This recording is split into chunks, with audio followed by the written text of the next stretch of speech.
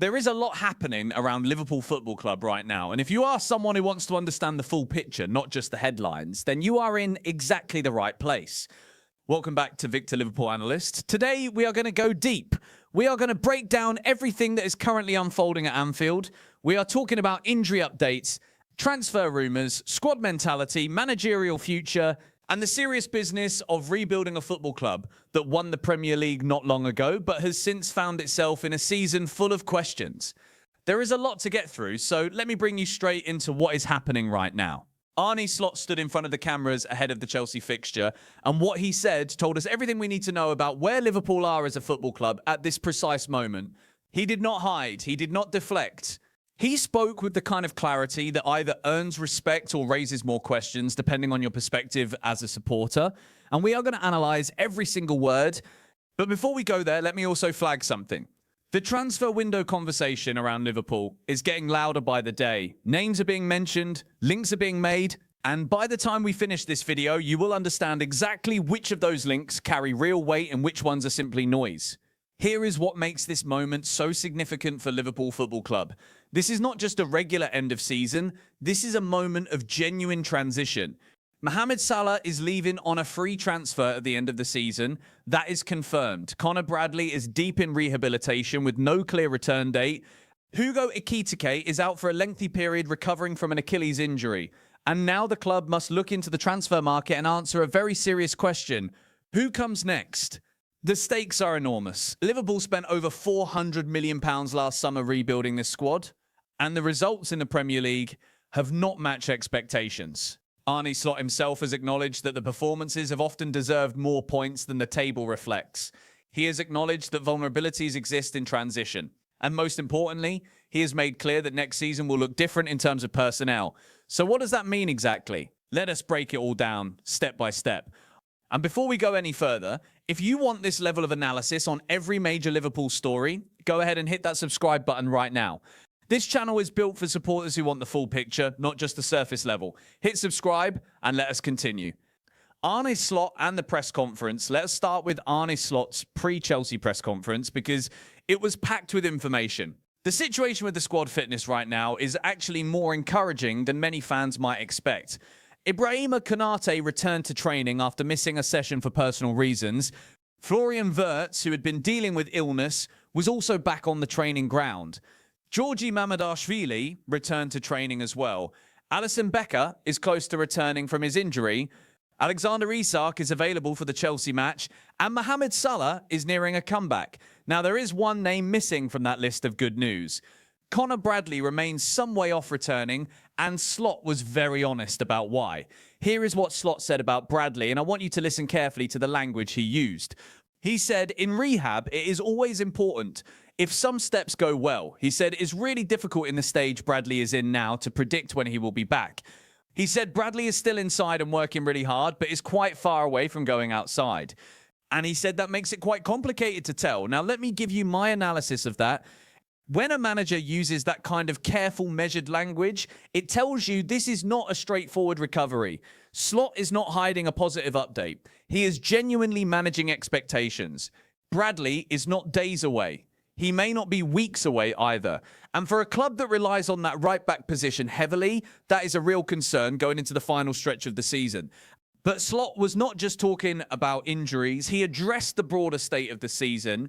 And this is where things got very interesting. Slot spoke directly about the belief levels in his squad. He acknowledged that losing more games than you would want weighs heavily on players, especially at a club like Liverpool, where the expectation of winning is deeply embedded in the culture. But he also pushed back on the narrative that his team has simply not been good enough. Here is what he said. He said the performances in the Premier League clearly did not produce the points they should have. He said they have played better and not got the points they should have. He pointed directly to the Champions League as evidence of quality, reminding people that over 2 games, no club has been able to beat Paris Saint-Germain in the last 2 years. And he went further, saying Liverpool could have gone close at Anfield if a penalty had not been overturned by VAR, a decision he described as unusual. My analysis on that point is this. Slot is drawing a very deliberate line between performance quality and results. He is saying the team is not as broken as the Premier League table might suggest. He is using the PSG ties as proof of standard. And he is asking people to separate what they see on the pitch from what they read on the table. Whether you agree with that argument or not, it is a coherent one. And it matters because it tells you that Slot sees the problems as fixable, not fundamental. He also said something that carries significant weight for what comes next. He said 3 wins will not silence the criticism. He said they need a much longer run of results and performances, and he said that is not where the focus is right now. The focus is on the final 3 games of the season. That is a manager who understands the moment he is in. He is not claiming victory. He is not demanding patience without accountability. He is simply asking for the work to be judged over time, not over a handful of matches. Dominik Szoboszlai speaks. Now, let us talk about Dominik Szoboszlai, because he gave 2 separate interviews that together paint a very revealing picture of the mood inside the Liverpool dressing room. First, on the question of Arne Slot's future. There has been speculation, there have been rumours, and Szoboszlai shut all of it down in the clearest possible terms. He said, that is not a question at all. He is our manager. He said they are in his 2nd season. He reminded people that in Slot's 1st season, Liverpool won the Premier League. He said no one lost faith in him from the squad side. And then he added something important. He said rumours come and go, but Slot proved he is able to win the Premier League, and the team proved as a club that they are capable of winning it. Now, here is my analysis. That is not a diplomatic answer designed to protect a manager under pressure. That is a player speaking with genuine conviction. Szoboszlai did not hedge. He did not say we are behind him for now. He spoke in definitive terms. And when a senior player with the profile of Szoboszlai speaks like that publicly, it carries real weight inside and outside the dressing room. The second thing Szoboszlai spoke about was the criticism aimed at the squad this season. And again, his response was measured, honest, and revealing. He said criticism in general is completely normal. He framed this season as a time to rebuild, explaining that a couple of senior players left and new ones came in. He acknowledged the squad has to take this season as a transitional one, but he was very clear that the players are unhappy with the results too. He said they do this for the fans, because without them, it makes no sense to play football.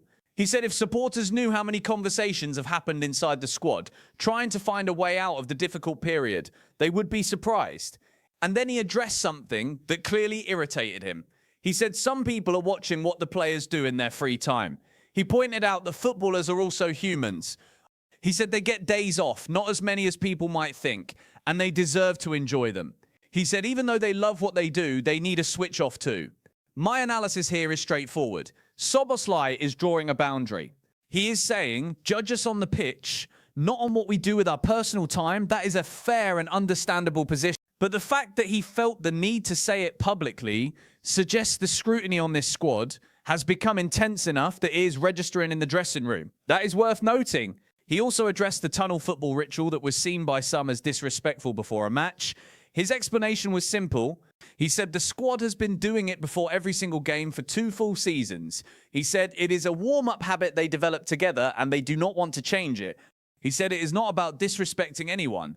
It is about getting into football mode as a group. And he pointed out that by the time kickoff arrives 10 minutes before the game, everyone is ready regardless. Alexander Isak, the most important player in this moment.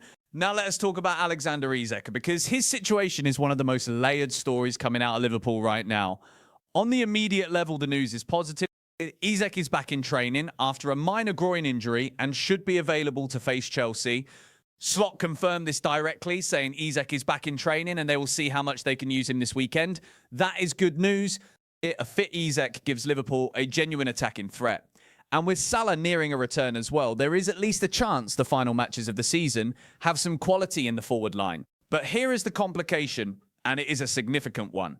The Swedish Football Association has reached an agreement with Liverpool to rest Alexander Isak for the final 3 matches of the season. The reason is to ensure he arrives at the World Cup fully fit. Now, Slot says he is available for Chelsea this weekend, but the broader arrangement means his involvement in the final run-in will be carefully managed or possibly limited entirely depending on how that agreement is structured.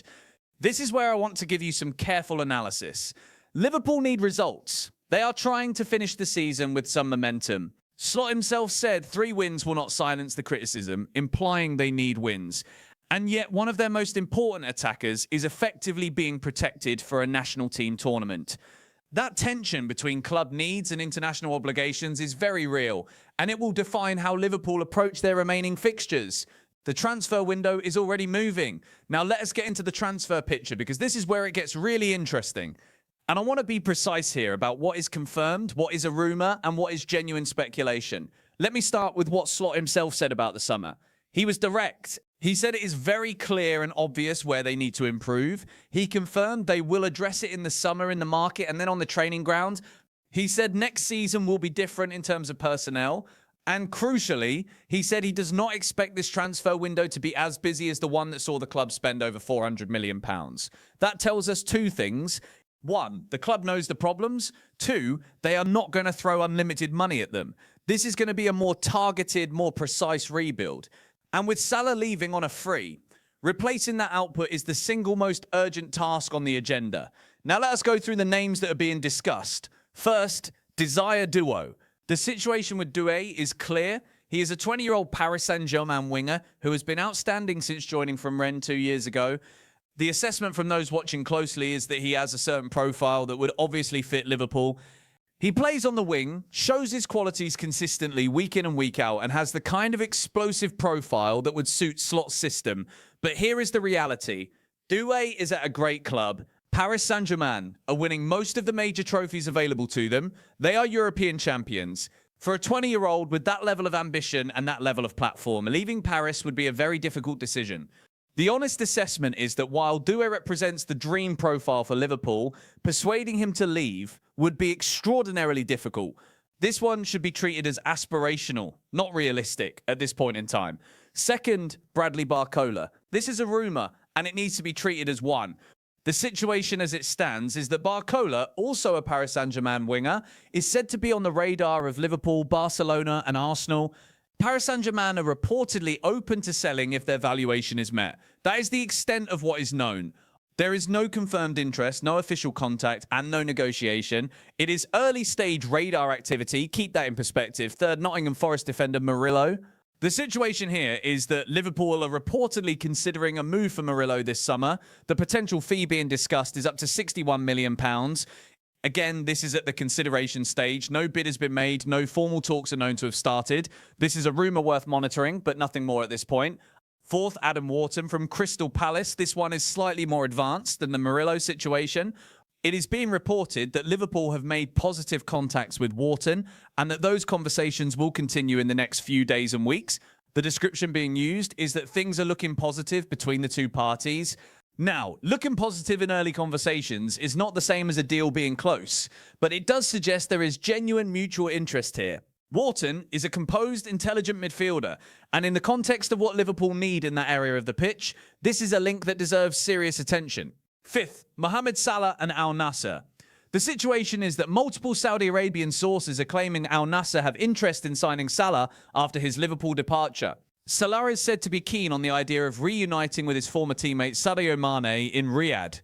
Those close to Salah are said to find the idea of linking up with Mane at Al Nassr genuinely appealing, particularly as his Liverpool contract comes to an end. Talks are described as being at an early stage. This is a developing rumour, not a confirmed move. But given that Salah is definitely leaving Liverpool at the end of this season on a free transfer, his next destination is one of the most significant storylines in world football right now. Sixth, Alexis Mac Allister and his contract situation. This one is important and slightly concerning. Mac Allister's father has gone on record to say that Liverpool have not approached them about a contract extension. Mac Allister is currently contracted until June 28, so there is no immediate urgency. His father also clarified that they are not currently holding public talks with any other club. But the fact that no extension conversation has been initiated by Liverpool is a detail worth watching. A midfielder of Mac Allister's quality is the kind of player you want tied down long term, and the clock on his deal is ticking. Outside voices on Liverpool. Now let me address some of the external commentary around Liverpool, because there are two conversations happening outside the club that are worth analysing carefully. The first is the idea of Jarrod Bowen as a potential replacement for Mohamed Salah. This suggestion has come from someone who played at the highest level and knows what Liverpool needs from a wide forward. The argument is straightforward. Bowen is described as a legend of a player at West Ham, and the fans there adore him. But the suggestion is that if West Ham face relegation this season, Bowen would be the ideal choice to replace Salah at Liverpool. My analysis of this is measured The suggestion is tied to a very specific condition, which is West Ham going down. It is not an unconditional recommendation, and the comparison to Salah is a significant one to make, because Salah's level of output over the past decade at Liverpool is one of the most remarkable individual contributions in Premier League history. So while Bowen represents real quality, framing him as a like-for-like replacement for Salah requires careful qualification. This is an opinion worth noting, but it sits firmly in the category of external suggestion rather than anything with real substance behind it. The second external conversation is about Xabi Alonso and Chelsea. The situation as it stands is that Alonso is currently out of work after being sacked by Real Madrid at the start of the year following a brief spell in charge at the Bernabeu. Chelsea recently dismissed their manager, and Alonso has been mentioned as a potential candidate for that role. The analysis being offered on this situation is cautious, and I think it is well reasoned. The concern is built on two things. The first is Alonso's history as a Liverpool player. The Chelsea fan base has shown in the past that a manager with Liverpool connections can face a deeply hostile reception regardless of their quality. The example offered is Rafa Benitez, who was never fully accepted by the Chelsea support, partly because of his time managing Liverpool. Alonso was a player at Liverpool, not a manager, so the situation is slightly different, but the underlying dynamic is similar enough to be worth serious consideration. The second concern is about Alonso's ability to manage big personalities in a dressing room that includes high-profile players. The question being raised is whether Alonso, whose management experience has been in Germany, where players tend to follow the manager's direction more closely, would find it more difficult to manage a squad at Chelsea where strong characters might push back. The criticism from his time at Real Madrid was that he struggled to fully assert his authority over certain individuals who were playing their own game rather than the team's game. How that would translate to a Chelsea environment is a legitimate question. My analysis is this. The concerns raised are grounded in real observations. Alonso is clearly a highly talented manager. His work at Bayer Leverkusen was exceptional, but his spell at Real Madrid raises questions that have not yet been fully answered. And stepping into a club like Chelsea with its political complexity and its history of short managerial tenures would be an enormous test. Whether that test is one he is ready for right now is something only Alonso himself can answer. Let me bring all of this together now, because when you step back and look at the full picture, a very clear narrative emerges about where Liverpool Football Club is right now. This is a club in transition. It is not a club in crisis, but it is absolutely a club that is renegotiating its identity after a summer of massive investment that produced a Premier League title in its first year, but has stumbled significantly in its second. Arne Slot is clearly still trusted by the club and by the players. Szoboszlai's public defence of Slot was not a political statement. It was a genuine expression of belief from someone at the centre of the squad. But the questions about the squad are real. Losing Salah is enormous. The forward line has been disrupted by injuries throughout the season. The transition is real, and Slot has admitted it openly. He has said the squad will look different next season. He has said there will be activity in the transfer market. He has said the areas that need improvement are clear. The transfer links are a mixture of genuine contacts at various stages and early-stage speculation. Adam Wharton represents the most advanced situation of those discussed, with positive contacts already made. Names like Barcola and Murillo are at the radar stage only. And Doue, while representing the dream profile, faces a practical barrier that makes any move highly difficult. The McAllister contract situation is the quiet story that nobody is paying enough attention to. No renewal talks have been initiated yet. He has 2 years left on his deal at a club in transition that needs to be resolved sooner rather than later.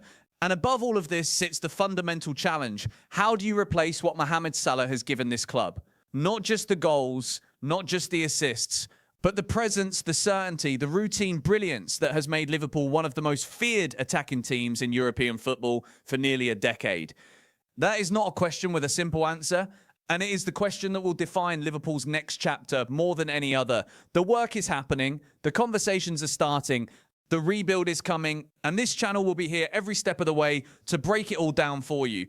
If you found this analysis valuable, please hit that subscribe button right now. Leave a comment below telling me which of these transfer stories you are most interested in following. And share this video with any Liverpool supporter who wants real analysis, not just headlines. This is Victor, Liverpool analyst. Stay informed, stay focused, and we will see you in the next one.